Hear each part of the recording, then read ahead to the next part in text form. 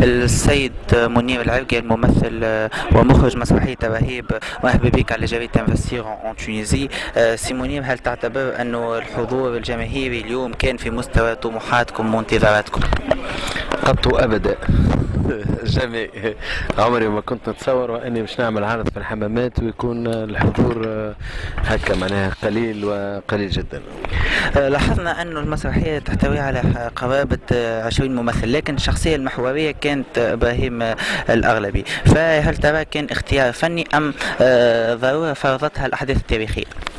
لا، يعني الكتابة الدرامية اللي تولاها صديقنا عبد القادر اللطيفي حط وأنه بطبيعة الحال كبطل عنده شخصيات معاونة وشخصيات مناوئة، وطبقا معناها للقواعد الكلاسيكية من بناء درامي مفصلي، معناها فصول ومشاهد تخلي وأنه الأحداث كلها تدور حول الشخصية الرئيسية اللي هي إبراهيم، ونتقدموا معاه في كل مرة في كل عصر من العصور، نقولوا سنوات ولا حقب زمنية تتبدل الشخصيات هذه. مثلا كي يتكسر جنرال بعد بمدة يحط في بلاصته جنرال، دونك بالطبيعة احنا مجبورين وانا نبدلوا الممثل. بالتالي العشرين ممثل ما كناش نجم نكونوا اقل، لانه هما في حقيقة الامر 35 شخصية، لكن احنا حاولنا وانه نختزل الحضور هذاك نتاع الشخصيات باش يكونوا في 20 ممثل فقط.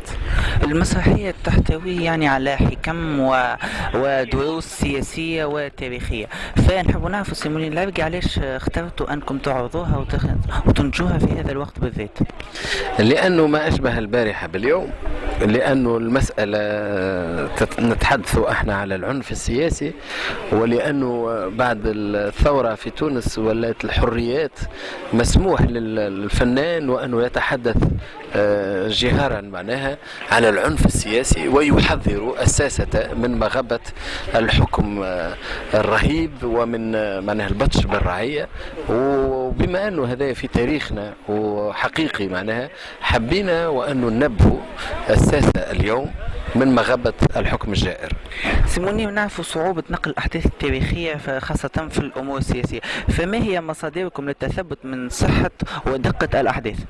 والله فما المراجع، معناها احنا رجعنا يعني المراجع عملنا أولا وبالذات على ابن عذاري اللي بيانه المغرب معناها، وخاصة يعني الكاتب النص عمل دراسة معمقة على الأحداث هذه، ورجع معناها العديد المراجع.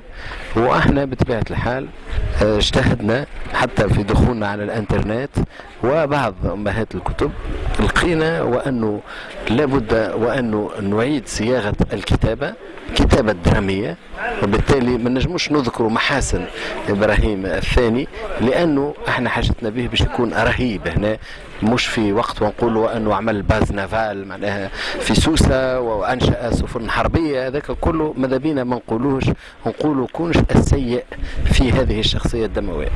شكرا لك. يعيش.